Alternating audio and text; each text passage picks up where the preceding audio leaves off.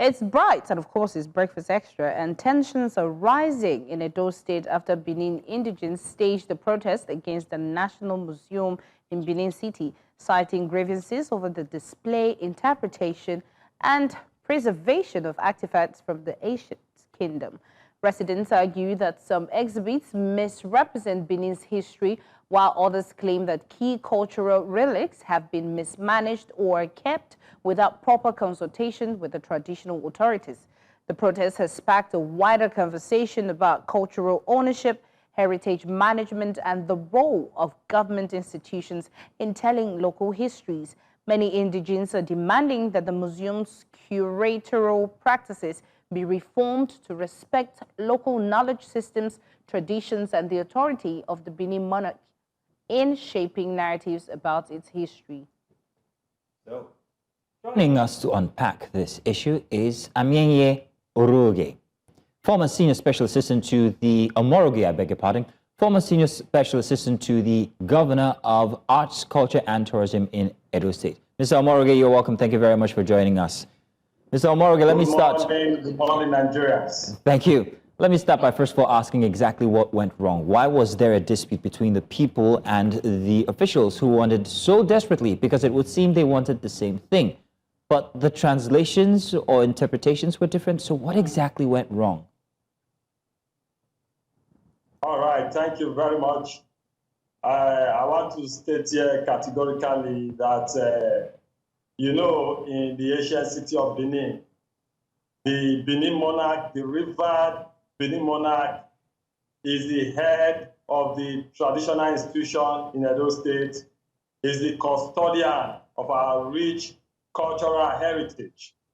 Now, it is asserted that the Moa Pavilion, the Moa Museum, has not adequately carried the Benin traditional institution along.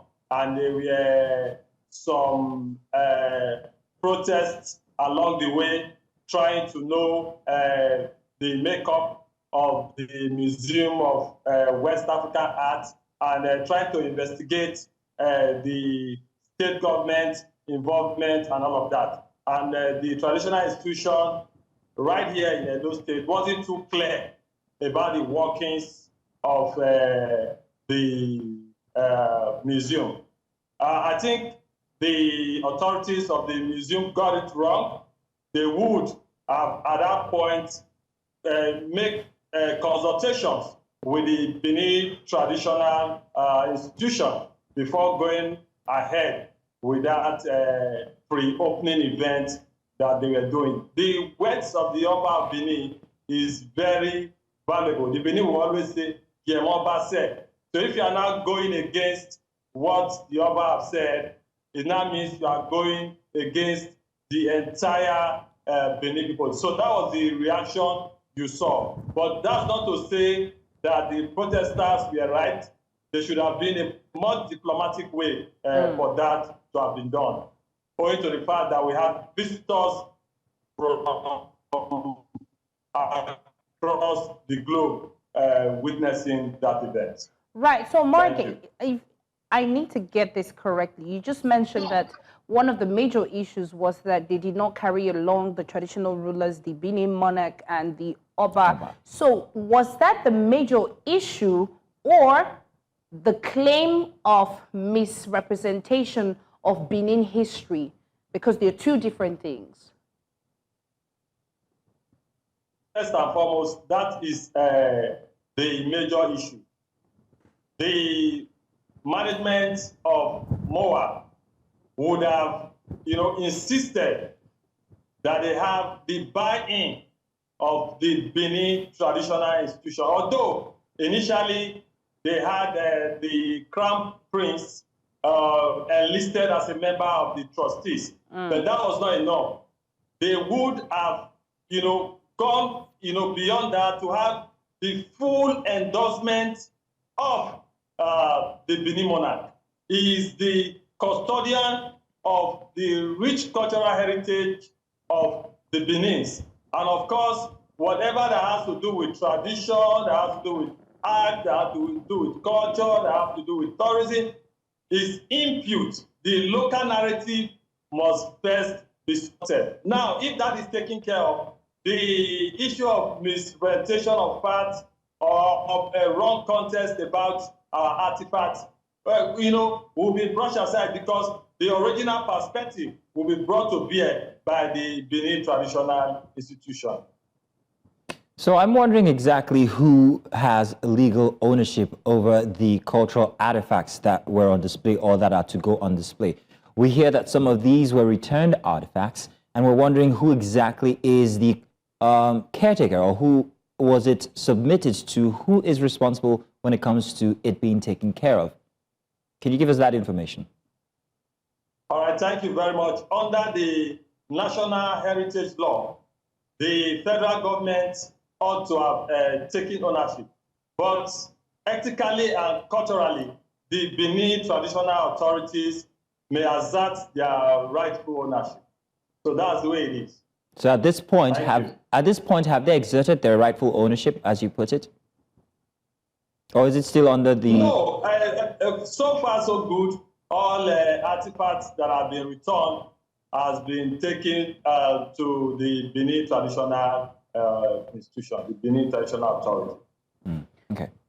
So, Morgan, my question now would be, knowing fully well that we all know that the artifacts from Benin have a whole lot of history about Nigeria, our rich culture and everything, and how, some artifacts have been returned after so many years of it being missing. My question now is, at what point, when MOA was trying to, open the museum, how did they come about, the people who plan to work there and the people who tend to explain to, visitors or people coming all over about the Benin culture? Curators. Thank you. Okay, this is what I said initially. A museum of this nature ought to have the local input. And where would they get this right information? It is from the Oba of Benin, who is the custodian of the rich cultural heritage of Benin. That is where, like I said before, they actually got it wrong. If they have, made their proper consultation with the palace and they have the buy-in of the Oba of Benin fully supported, of course, you should know that even before now, the revered Benin monarch have been also planning of the Benin Royal Museum.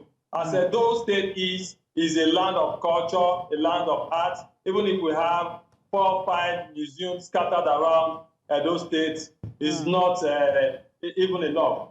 So I think that being said, they really need to go back to the root, because I feel that government will come and government will go, but the traditional institution remains. Right. Omarga, you just mentioned that there's not just one museum, not just the MOA, there are other museums all over the place. Now, don't you think this will also affect the fact that, while having people send back what belongs to the Benin City, don't you think this is the time for the Benin people to come together as one and sort it out as a state and as a nation, and not, have different views as to where the artifact should be or which museum it should be handed to? Where the artifact should be is not in contention at all. It should be in the possession of the revered Benin monarch, who is the head of the traditional institution in Edo State. That is why he was equally proposing to have the Benin Royal Museum. The MOA, the Museum of West African Art, from what I can see, is not just about artifacts. It's a research center, it's an archaeological center, which will also complement the Benin Royal Museum when we have it set up. So that's the way. There's no contention here, because we know where all the artifacts that are being returned should go to, and having the Museum of West African Art domicile here in Edo State is a plus for Edo people. The pre-opening was disturbed by the protest, so we're wondering what the state of things are currently. What compromise has been met, or are things still in a state of disarray regarding who or where or what? All right. Within the week, we had the Minister for Arts, Culture, and Creative Economy leading a federal delegation to meet the state government with a bid to having all issues settled amicably. I think what they will have to do right now is to go back to the drawing board, ensure that the Benin traditional institution have their input, the state government have their input, and as well as the Museum of West African Art Management. There are a lot of things that this will bring into the Edo economy. The hospitality institution will benefit, our taxi drivers will benefit, our food vendors will benefit from this project. And from what I read the last time, we would have over 25,000 direct and indirect jobs just from the creation of this Museum of West African Art. So it should be a win-win for all of us, but the right thing should be done. The traditional institution must be well represented and carried along in this project. Right, Oorogie, I like the fact that you said it should be a win-win situation because, you know, nobody's looking for fights or wars, and then the traditional leaders should be carried along. But again, you mentioned earlier that although I think you said the Crown Prince was in the know or somehow in the signatory of the museum, if I heard you correctly. So would you say that the talks between the Prince and, you know, the process of the museum, they did not inform the leaders that they were going to take all the artifacts into the museum? I need to understand exactly. Is it that there were some level of miscommunication even when the Prince was involved? Yeah, exactly, because the Prince is involved. Yeah. So that seems to be some level of representation from the other side of things. Exactly. No. It's, let me clarify. Okay. It should be the head of the traditional institution in Edo State, which is the revered king, the Oba himself, sending a representation. You are not going to choose for the Oba. The Oba will choose for himself who he wants as a representative in the board, if he so wishes. So that is how it ought to have been. So let's set this record straight. Okay. So, but I was told at a point that the traditional institution withdrew. That means that the Crown Prince withdrew from the Board of Trustees of Moab. All right. Okay. Oorogie, thank you. I'm sure that this is, of course, an ongoing situation, and we'll follow up and see how it goes, and we're sure that the artifacts are saved and, you know, being put in the right place. So thank you, Oorogie, for giving us an insight of what's happening all the way in Benin City. Thank you very much. Thank you very much.